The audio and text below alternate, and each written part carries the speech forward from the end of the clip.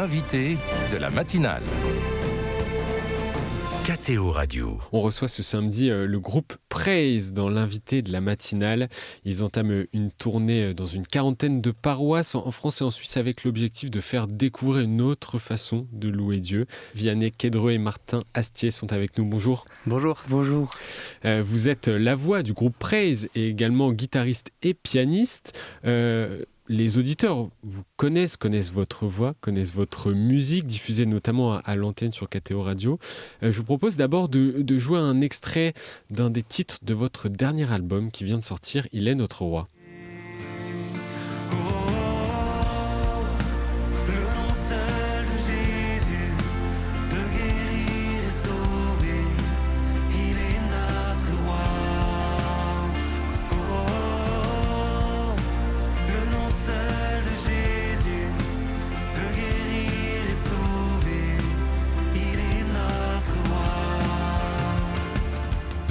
C'est donc une aventure commencée en 2016 à Boulogne-Billancourt, c'est ça ?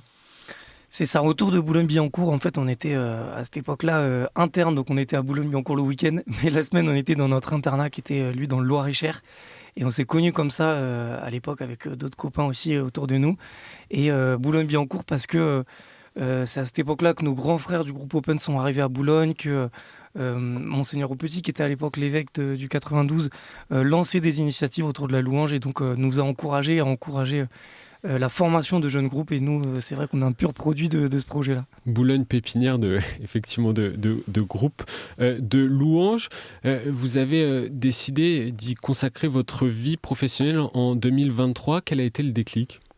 Le déclic, il a été quand après le Covid, on a relancé une tournée avec beaucoup de demandes de paroisses, d'établissements scolaires, et où en fait c'était le moment où nous on rentrait sur le marché du travail, donc on a commencé nos CDI, et puis au bout d'un moment il y avait tellement de demandes qui arrivaient qu'on n'était plus trop en phase entre notre travail de la semaine et notre passion du week-end qui était de vivre de la louange, d'aller un petit peu partout en France.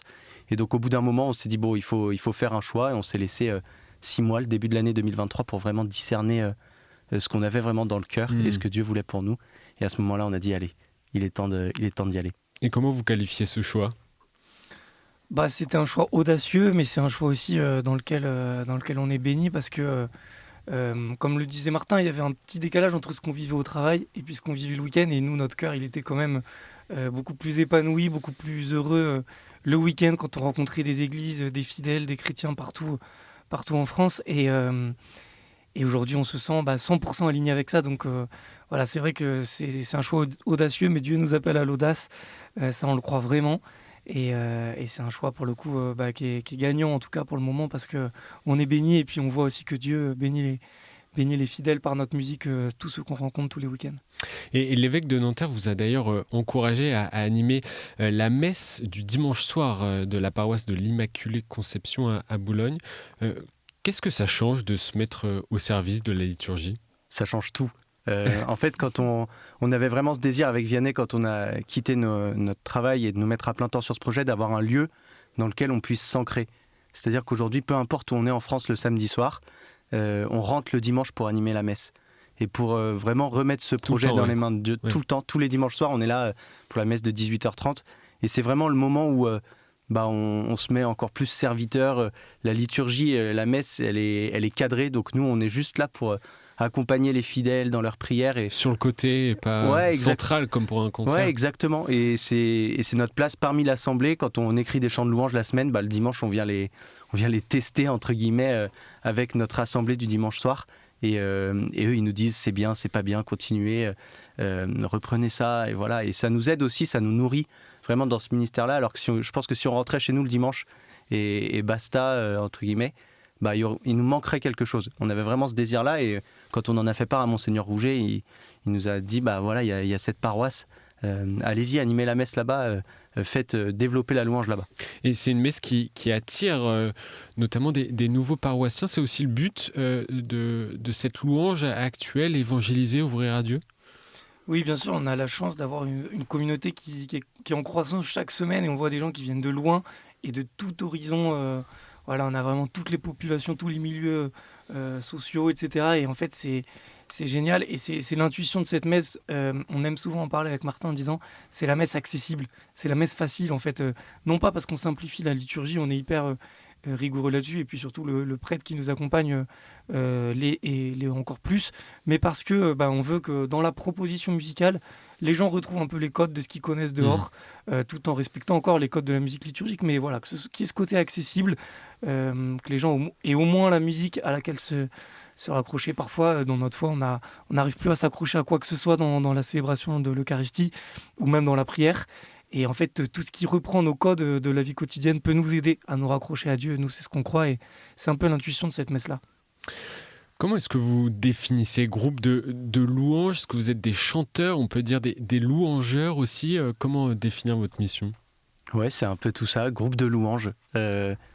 Pour nous, il y a vraiment cette notion de groupe qui est importante parce qu'on est tous les deux là et c'est notre travail à plein temps, mais on a toute une équipe qui nous accompagne le week-end et qui investit dans ce projet-là. Et pour nous, les musiciens et les techniciens avec lesquels on est, ils sont aussi importants que nous qui sommes peut-être un peu plus sur le devant de la scène, j'oserais dire. Mais ouais, on est un groupe de louanges qui a envie de partager ce qu'on a dans le cœur. Et souvent, la remarque qu'on nous fait, c'est de dire « mais vous avez l'air d'être super copains ensemble, vous avez l'air de passer vraiment un bon moment ». Et on croit que cette amitié et cette prière qu'on vit ensemble, forcément, elle rejaillit derrière quand on va vivre une soirée de louange. Est-ce qu'on parle de pop louange? Est-ce que ça semble la bonne expression pour qualifier ce style? Oui, on en parle, c'est la bonne expression, je pense. C'est vrai qu'aujourd'hui, ces dernières années, les différents groupes, on a un peu challengé ce terme-là parce que c'est vrai qu'il a un côté un peu vieillot, un peu ringard. Mais en même temps, voilà, dans les faits, ce qu'on fait, c'est de la musique pop et c'est de la louange. Donc le terme, comment vous l'appelez? Le terme existe. Nous, c'est vrai qu'à la fois on n'est pas très à l'aise avec ce terme et puis on n'en a pas trouvé d'autres qui soient meilleurs. Donc on dit qu'on fait de la louange et puis on retourne un peu la phrase. On fait de la louange dans un style pop. Ça fait de la pop louange. Et quelles sont vos sources d'influence musicale? Est-ce qu'il y a aussi des groupes qui vous inspirent particulièrement? Vous avez parlé d'Open, je ne sais pas. Oui, exactement. On est assez inspiré par tout ce qui se passe chez les évangéliques aussi. Bien sûr, évidemment, dans musical, à la fois en France, mais à l'étranger aussi, notamment dans les églises anglo-saxonnes. On est assez inspiré de ça. Évidemment, dans la louange chrétienne catholique en France, il y a évidemment le groupe Glorious qui nous inspire et qui sont des amis. Donc voilà, on est inspiré par un petit peu tout ça et aussi par, comme disait Vianney, on a une musique qui est actuelle, donc par tout ce qui peut nous inspirer en dehors de la musique chrétienne, tout ce qui peut passer à la radio. L'idée, c'est pas d'être sur sa radio séculière et quand on passe sur une radio chrétienne, on se dit « Ah oui, là, la musique, oula, ça a vraiment changé, ça y est, je suis passé sur du catho, quoi ». L'idée, c'est qu'il y ait vraiment quelque chose qui soit un peu un fil conducteur entre ce qu'on entend dans notre vie de tous les jours et ce qu'on vit dans notre vie de chrétien. Vous portez cette musique donc à travers une tournée de concerts de louanges dans une quarantaine de paroisses. Ça va s'étaler sur 2026, ça commence en novembre d'ailleurs, je crois. Quel est le sens de cette tournée? Notre intuition, c'est d'aller rencontrer un maximum de communautés et c'est ce qu'on fait déjà depuis des années, mais on voit que c'est vraiment ce qui nous nourrit et qu'on a une chance en fait de voir cette église de l'intérieur, de rencontrer toutes les paroisses, toutes les réalités. Tous les week-ends, on rencontre des gens. Et donc là, voilà, on est hyper content de repartir à nouveau sur les routes, d'aller rencontrer les fidèles. On a beaucoup de chance, je pense, notamment par exemple pendant la tournée. On va pas à l'hôtel, on va dormir dans les familles qui nous accueillent, qui nous hébergent. On rencontre vraiment les chrétiens, on infiltre leur vie paroissiale, leur intimité presque avec Dieu. Et ça, c'est une bénédiction parce qu'on est aux premières loges pour voir ce que Dieu fait partout dans la francophonie et dans toutes les paroisses qui nous invitent. Et vous proposez des concerts de louanges plutôt que des veillées de prière? On utilise le terme de concert parce qu'on arrive avec notre système son, nos lumières et tout ça. Donc il y a un côté un peu concert. Pour autant, il y a quand même l'aspect de prière parce que le moment le plus important du concert, c'est le moment de cœur à cœur qu'on vit avec Dieu et qu'on invite toutes les personnes qui sont là à vivre.